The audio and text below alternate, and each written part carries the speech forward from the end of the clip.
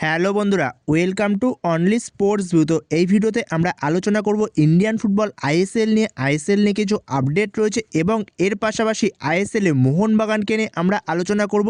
মানে মোহনবাগানের নতুন হেড কোচ সার্জিও লোবেরা, তার আন্ডারে মোহনবাগানের লাইন আপস কেমন হতে পারে, তো সেই সব বিষয়গুলো নিয়ে আমরা আলোচনা করে নেব এই ভিডিওতে। তো ভিডিওটি সবাই শেষ পর্যন্ত দেখতে থাকো, আর চ্যানেলে নতুন হয়ে থাকলে চ্যানেলটি সাবস্ক্রাইব করে পাশে থাকা বেল আইকনটি অন করে পাশে থেকো। তো যদি আমরা সবার প্রথমে একটু আইএসএল নিয়ে কথা বলি, তো আইএসএল শুরু হচ্ছে 14ই ফেব্রুয়ারি থেকে। তো 14ই ফেব্রুয়ারি থেকে আইএসএল শুরু হয়ে আইএসএল ফাইনাল হবে 17ই মে। তো এরকমই আপডেট পাওয়া যাচ্ছে, যেখানে একটা 3 মাসের আইএসএল হবে ছোট করে, যেহেতু আইএসএলটা হচ্ছে। তো 17ই মে যেরকম শোনা যাচ্ছে, 17ই মে আইএসএল ফাইনাল হতে চলেছে।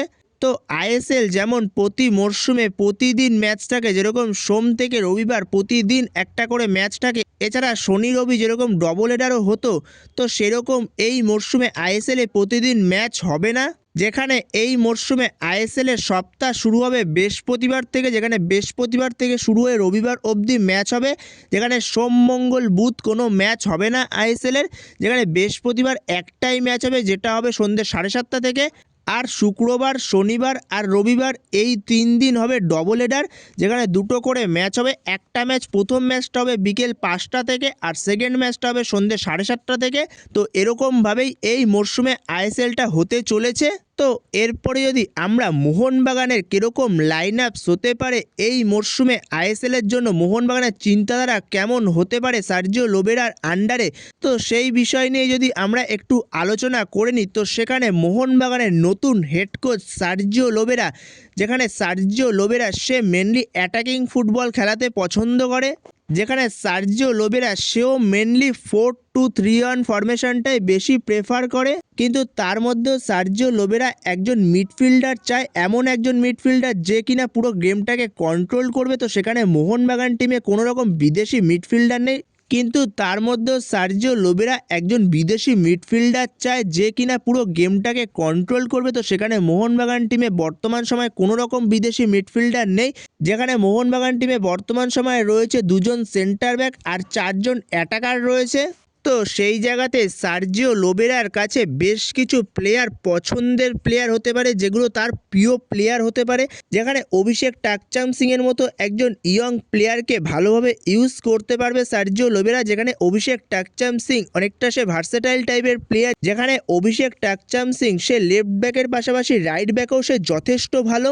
এছাড়াও দিমিত্রি পেট্রাদোসের মতো প্লেয়ার ভালো চান্স পেতে পারে এই সার্জিও লোবেরার আন্ডারে। দিমিত্রি পেট্রাদোসকে সার্জিও লোবেরা ভরসা করতে পারে, যেখানে মাঝমাঠে চাইলেও তাকে খেলাতে পারে, সিএমএফ রোলে তাকে খেলাতে পারে, অথবা অ্যাটাকিং মিডফিল্ড রোলে বেশি প্রেফার করতে পারে দিমিত্রি পেট্রাদোসকে সার্জিও লোবেরার আন্ডারে। দিমিত্রি পেট্রাদোস ভালো রকম গেম টাইম একটা পাওয়ার সম্ভাবনা রয়েছে।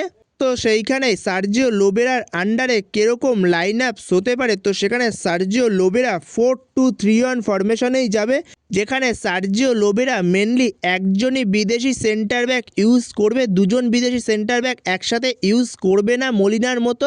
যেখানে সার্জিও লোবেরা ওপরে 3জন অ্যাটাকারকে ইউজ করবে, বাট সেন্টার ব্যাকে একজনই সেন্টার ব্যাক ইউজ করবে বিদেশিদের মধ্যে। যেখানে ইন্ডিয়ান ডিফেন্ডারদের মধ্যে মেহতাব সিংয়ের মতো প্লেয়ার রয়েছে মোহনবাগানের কাছে, যেখানে আইএসএলের এই অনিশ্চয়তার জন্য অনেক বড় বড় ক্লাব থেকে ভালো ভালো প্লেয়ার ছেড়ে চলে গেছে।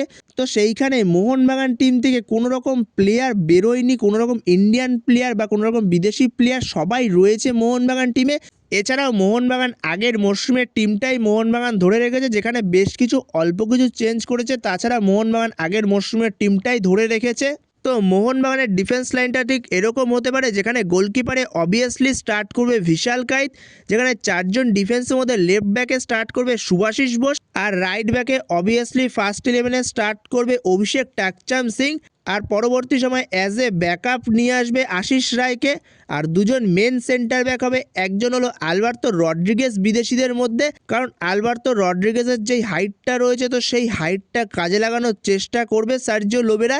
যেখানে এর আগেও সার্জিও লোবেরার আন্ডারে মোরদাতা ফল সে যথেষ্ট ভালো পারফরমেন্স করেছিল, কারণ মোরদাতা ফল আর আহমেদ জাউ এরা 2জন যেখানেই সার্জিও লোবেরা কোচিং করতে গেছে না কেন, তো এরা 2জন সেখানে চলে গেছে সার্জিও লোবেরার সঙ্গে। কারণ এদের দুজনকে খুব সুন্দরভাবে ম্যানেজ করতো সার্জিও লোবেরা।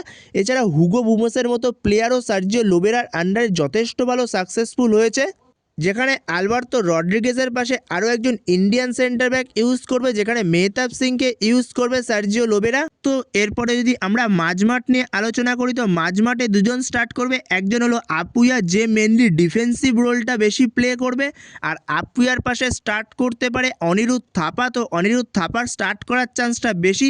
অনিরুদ্ধ থাপা সে মেনলি গেমটাকে কন্ট্রোল করবে, ওপর দিকে খেলাটাকে নিয়ে যাবে, বাট সাহালের মতো প্লেয়ারকেও ওই জায়গাটায় ট্রাস্ট করতে পারে লোবেরা, কিন্তু সাহালের থেকে বেশি এফেক্টিভ হবে অনিরুদ্ধ থাপা। এছাড়াও দীপক তাংরিকেও চাইলে খেলাতে পারে, কোনো ম্যাচে যদি ব্লকার রোল প্লে করতে হয় তো সেখানে দীপক তাংরিকেও খেলাতে পারে, যেখানে লোবেরার কাছে হয়তো অনেকগুলোই ইন্ডিয়ান অপশান রয়েছে, বাট কোনো রকম বিদেশি অপশান নেই মিডফিল্ডে। তো এরপরে ওপরে দুদিকের উইং থেকে, লেফট উইং থেকে স্টার্ট করবে রবসান রবিনো, রাইট উইং থেকে স্টার্ট করবে মনবীর সিং, আর অ্যাজ এ নম্বর 10 বা অ্যাটাকিং মিডফিল্ড হলে ট্রাস্ট করতে পারে দিমিত্রি পেত্রাতোসকে, কারণ দিমিত্রি পেত্রাতোসকে আই থিঙ্ক ট্রাস্ট করবে লোবেরা, কারণ দিমিত্রি পেত্রাতোসের প্রতি একটা ভরসা থাকবে লোবেরা। যেখানে দিমিত্রি পেত্রাতোসকে যদি ট্রাস্ট করে সার্জিও লোবেরা, তো সেক্ষেত্রে দিমিত্রি পেত্রাতোসের অবশ্যই নিজের সেই চেনা ছন্দের খেলাটা বের করে নিয়ে আসতে হবে। আর ওপরে একজন স্ট্রাইকার নম্বর 9 রোলে অবভিয়াসলি জেমি ম্যাকলারেন স্টার্ট করবে, কারণ জেমি ম্যাকলারেনের যেই কোয়ালিটি, তো সেই কোয়ালিটিতে জেমি ম্যাকলারেন নম্বর 9 রোলে ওপরে স্টার্ট করবে। যেখানে জেসন কামিন্সের মতো প্লেয়ার রয়েছে, তো সেখানে বেশ কিছু চেঞ্জও করতে পারে লোবেরা চাইলে। মানে অ্যাটাকিংয়ের ক্ষেত্রে চাইলে লোবেরা এরকমও ভাবনা চিন্তা করতে পারে, যেখানে লেফট উইং থেকে লিস্টান কোলাসোকে স্টার্ট করিয়ে রাইট উইং থেকে জেসন কামিন্সকে স্টার্ট করাতে পারে। আর অ্যাজ এ অ্যাটাকিং মিডফিল্ডার নম্বর 10 রোলে সেক্ষেত্রে রবসান রবিনোকে স্টার্ট করাতে পারে। রবসান রবিনো সে অ্যাটাকিং মিডফিল্ড রোলে যেহেতু খেলতে পারে, তাছাড়াও চেঞ্জ করতে পারে, যেখানে চাইলে লিস্টান কোলাসোকে রাইট উইংয়ে নিয়ে গিয়ে লেফট উইংয়ের অপশান রবিনোকে খেলিয়ে, যেখানে অ্যাজ এ নম্বর 10 বা সেকেন্ড স্ট্রাইকার রোলে সেক্ষেত্রে জেসন কামিন্সকে ইউজ করতে পারে। তো এই অপশানগুলো রয়েছে লোবেরার হাতে, তো সেখানে দেখা যাক লোবেরা কোন অপশানটাকে বেছে নেয়। যেখানে লোবেরা আই থিঙ্ক ওপরে 3 জন বিদেশি নিয়েই স্টার্ট করতে চলেছে, যেখানে একজন বিদেশি স্টার্ট করবে শুধুমাত্র ডিফেন্সে। তো লোবেরা স্ট্র্যাটেজি এরকমই হতে চলেছে। তো বন্ধুরা, তোমাদের মতে কি মনে হয় লোবেরা এই লাইন আপসগুলোর মধ্যে কোন লাইন আপসটা লোবেরার জন্য বেশি সুইটেবল হবে, বা লোবেরা এই লাইন আপসগুলোর মধ্যে কোন লাইন আপসটা নিয়ে যেতে পারে? তো তোমাদের এ বিষয়ে মতামত অবশ্যই কমেন্ট বক্সে জানিও। এছাড়াও তোমাদের যদি এ বিষয়ে আলাদা কোনো মতামত থেকে থাকে তো সেটাও অবশ্যই কমেন্ট বক্সে জানিও। তো এই ভিডিওতে এই পর্যন্তই। তো এই ভিডিওতে এই আপডেটগুলো নিয়েই আলোচনা করার ছিল। তো ভিডিওটি ভালো লাগলে অবশ্যই লাইক, শেয়ার, সাবস্ক্রাইব করতে ভুলো না। তো নেক্সট ভিডিওতে দেখা হচ্ছে, ততক্ষণের জন্য বাই বাই।